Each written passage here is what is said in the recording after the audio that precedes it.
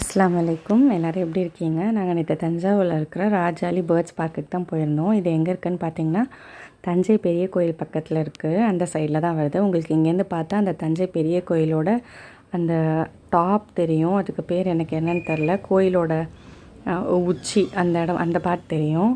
And இதில் நிறைய எல்லா விதமான பேர்ட்ஸும் கிடையாது. ஆஸ்ட்ரிச்சு, கோழிங்க, அண்டு முயல், எலி, ஆமை, வாத்து அந்த மாதிரி வச்சுருக்காங்க. லவ் பேர்ட்ஸை ஒரு கேஜில் வச்சு நம்மளையே ஃபீட் பண்ண வைக்கிறாங்க. அதெல்லாம் இங்கே சூப்பராக இருக்குது. இங்கே நம்ம ஆஸ்ட்ரிச்சுக்கும் ஃபீட் பண்ணலாம். ஆஸ்ட்ரிச் இதே மாதிரி ஒரு வலையெல்லாம் செட் பண்ணி இந்த மாதிரி உள்ளே வச்சுருக்காங்க. அவங்களே கீரை தராங்க. அதை நம்ம கொடுக்கலாம் ஆஸ்ட்ரிச்சுக்கு. பட் கேர்ஃபுல்லாக தான் கொடுக்கணும். அதை பார்த்தாலே கொஞ்சம் ரொம்ப நம்மளை மிஞ்சி ஹைட் அண்ட் வெயிட்டாக இருக்குது.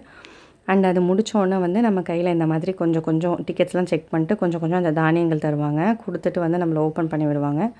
அந்த தானியத்தை நம்ம போய் ஓப்பன் பண்ண உடனே லவ் பேர்ட்ஸ் எல்லாம் அந்த கேஜில் உட்காந்துருது.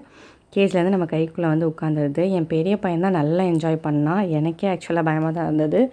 என் சின்ன பையன் சுத்த மோசம், அழுதுகிட்டே தான் இருந்தான்.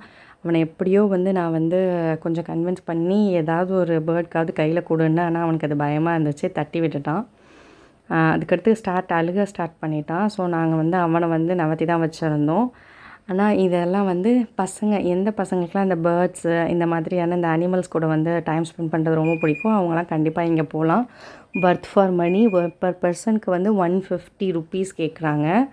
இதுக்குள்ளே வாத்து வச்சுருந்தாங்க. வாத்தெல்லாம் நல்ல தண்ணியில் என்ஜாய் பண்ணிகிட்டு இருந்தது. கிளைமேட் நேற்று சூப்பராக இருந்தது, நல்ல காற்று. நேற்று ஊர் சைட்லலாம் ரொம்ப வெயிலாக தான் இருந்தது. அதுக்கு இந்த கிளைமேட் நல்ல கொஞ்சம் சில்லுன்னு நல்ல சரியான காற்றடிச்சது, நிற்க முடியல. அந்த மாதிரி ஒரு நல்ல காற்றடிச்சது, கிளைமேட் நல்லா இருந்தது. அண்ட் அந்த அந்த பறவையோட பேர் எனக்கு என்னன்னு தெரில. பட் ரொம்ப வெயிட்டாக இருந்தது. ஒரு பெரிய ஒரு குருவி. எனக்கு தெரிஞ்சது பேர்ட்ஸ்னாலே குருவி அப்படின்னு தான் நாங்கள் சொல்லுவோம். இந்த பேர்டு தான் அது. இது போய் தானியத்தை கையில் வச்ச உடனே ஏறி கையில் உட்காந்துக்குது. நம்ம ஸ்டோன் போட்டு அபாயெல்லாம் போட்டு போனோன்னா அந்த அபாயாவில் உள்ள ஸ்டோனையே ஃபஸ்ட்டு பிச்சு பிச்சு தின்ன ஆரம்பிச்சிருச்சு.